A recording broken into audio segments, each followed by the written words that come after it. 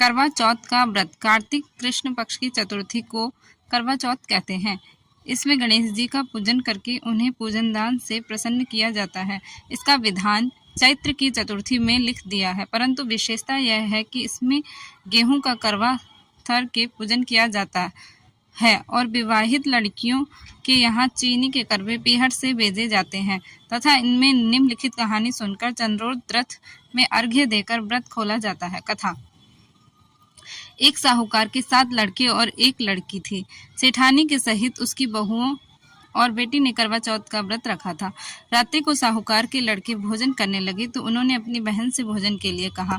इस पर बहन ने उत्तर दिया, भाई अभी चांद नहीं निकला है, उसके निकलने पर अर्घ्य देकर भोजन करूंगी। बहन की बात सुनकर भाइयों ने क्या काम किया कि नगर से बाहर जाकर अग्नि जला दी और छलनी ले जाकर उसमें से प्रकाश दिखाते हुए उन्होंने बहन से कहा, बहन चांद निकल आया है, अर्घ्य देकर भोजन जीम लो।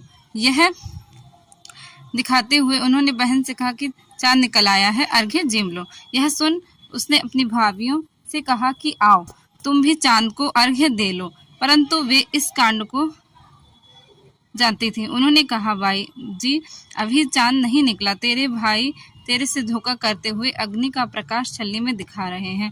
भाभियों की बात सुनकर भी उसने कुछ ध्यान न दिया, वह भाइयों द्वारा दिखाए गए प्रकाश को ही अर्घ देकर भोजन कर लिया। इस प्रकार व्रत भंग करने से गणेश जी उस पर अप्रसन्न हो गए। इसके बाद उसका पति सख्त बीमार हो गया और जो कुछ घर में था उसकी बीमारी में लग गया।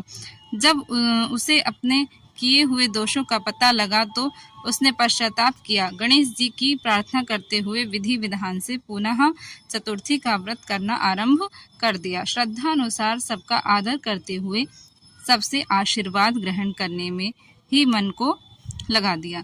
इस प्रकार उसके श्रद्धा भक्ति सहित कर्म को देखकर भगवान गणेश उस पर प्रसन्न हो गए और उसके पति को जीवन दान देकर उसे आरोग्य करने के पश्चात धन संपत्ति से युक्त कर दिया।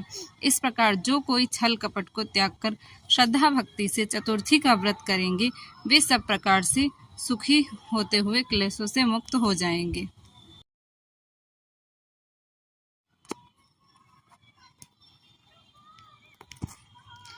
करवा चौथ का उजमन करने के लिए एक थाली में 13 जगह 4-4 पूड़ी और थोड़ा सा सीरा रख लें। उसके ऊपर एक साड़ी, ब्लाउज और रुपए जितना चाहे रख लें। उस थाली के चारों ओर रोली चावल से हाथ फेर कर अपनी सासू जी के पांव लगकर उन्हें दे देवें।